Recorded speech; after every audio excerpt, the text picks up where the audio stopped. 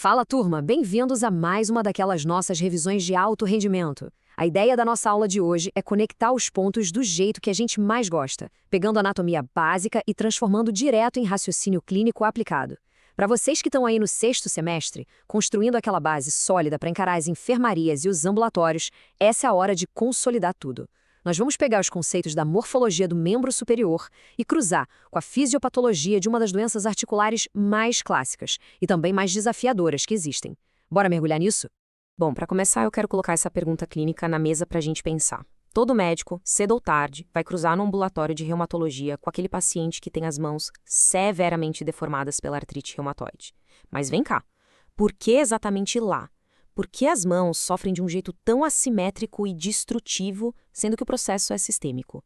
Olha, a resposta não está só na imunologia não, está na anatomia microscópica. Para entender a clínica que aparece na nossa frente, a gente tem que descer lá na fundação celular.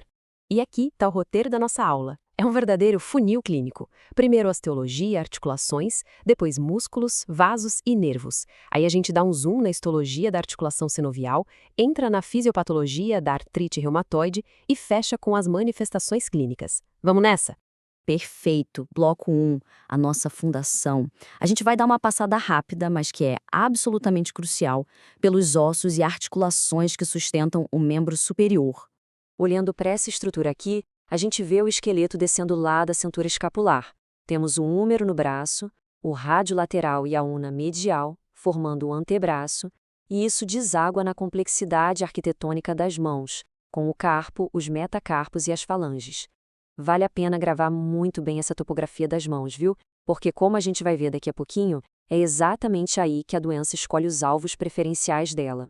E muita atenção aqui com as clássicas armadilhas de prova de residência. Fraturou o colo cirúrgico do húmero, isso coloca em risco direto o nervo axilar. Descendo um pouco na articulação do ombro, a glenomeral, a gente tem aquela troca clássica de estabilidade por mobilidade. A cápsula é frouxa, então luxa fácil. E o cotovelo é aquele nosso gínglimo, uma dobradiça, mais de extrema complexidade. Agora que a gente já tem o arcabouço ósseo estruturado, vamos colocar os tecidos moles por cima. Seção 2. Músculos, vasos e nervos.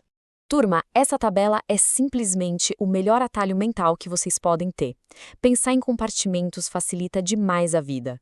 Compartimento anterior do braço é território do nervo músculo cutâneo e faz flexão. O posterior é dominado pelo nervo radial e faz a extensão. No antebraço, a lógica é a mesma. Anterior flexiona e proana, comandado pelo mediano e unar, e o posterior estende e supina com o radial.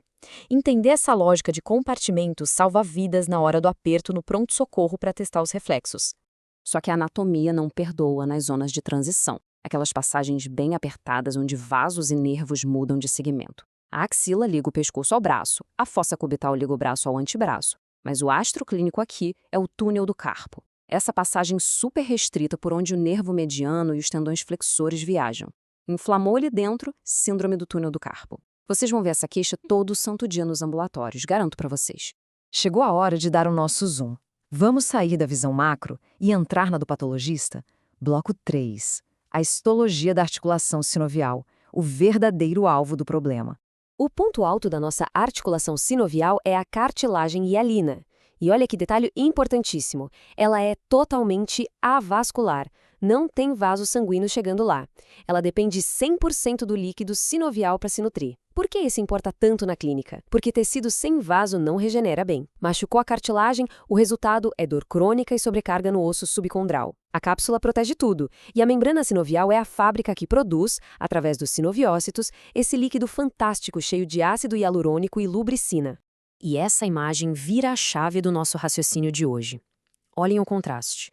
De um lado, a articulação sadia, espaço preservado, tudo liso, sinovia fina. Do outro, a artrite reumatoide. O sistema imune decide simplesmente atacar essa articulação. A cápsula incha, a sinovia faz uma hiperplasia gigantesca e o infiltrado inflamatório toma conta. Aquela cartilagem avascular que a gente acabou de ver começa a ser comida viva, deixando o osso de baixo totalmente exposto. Isso puxa a gente certinho para o quarto bloco. E aqui peço atenção redobrada de vocês. É a cascata imunológica, a interseção exata onde a base dita qual remédio você vai prescrever lá na frente. Uma palavra mágica para provas e para a vida. Panos. Com o edema e inflamação, aquela membrana sinovial que era delicada sofre uma hipertrofia absurda. Ela vira um tecido cheio de vasos, super agressivo, que cresce como um tapete para dentro da articulação. O pânus é literalmente a arma química e mecânica que vai destruir a articulação do nosso paciente. Vamos ver como esse pânus funciona passo a passo. Tudo começa com o endotélio ativando e chamando linfócitos e monócitos para dentro da sinóvia. As células TH17 chegam liberando IL-17. E aí, meus caros, a tempestade ganha força. Os macrófagos ativados despejam citocinas aos montes, TNF-alfa, IL-1-beta e IL-6. Essas proteínas ativam os fibroblastos e acordam os osteoclastos. E osteoclasto ativado é sinônimo de reabsorção óssea pesada. É um ciclo destrutivo que se autoalimenta. E se a gente for olhar no nível molecular, o dano irreversível é feito por enzimas específicas, proteases tipo a famosa catepsina K e as metaloproteinases, que simplesmente digerem a matriz proteica e o colágeno da cartilagem e do osso. É o colapso estrutural acontecendo de forma invisível, enzima por enzima. E agora a gente fecha o funil. Bloco 5. Manifestações clínicas. Vamos voltar para a morfologia do começo da aula e ver o estrago macroscópico que esse pânus causa nas mãos. Quando você examina uma mão reumatoide, as deformidades já gritam o diagnóstico. A gente tem o desvio ulnar nas metacarpofalangianas, onde os dedos entortam em direção à ulna por causa da fraqueza gerada pelo pânus. Vemos tendões bagunçados causando a deformidade em pescoço de cisne ou a deformidade em botoeira. E, claro, os nódulos reumatoides, que são crescimentos subcutâneos de colágeno e gordura. Percebem? Tudo isso é consequência puramente mecânica daquela inflamação celular lá de trás. E na hora de bater o olho no raio-x, o que vocês vão procurar? Bom, se a cartilagem avascular foi destruída, a primeira coisa é o espaço articular reduzido. O osso começa a bater no osso. Vocês também vão buscar erosões feitas pelos osteoclastos.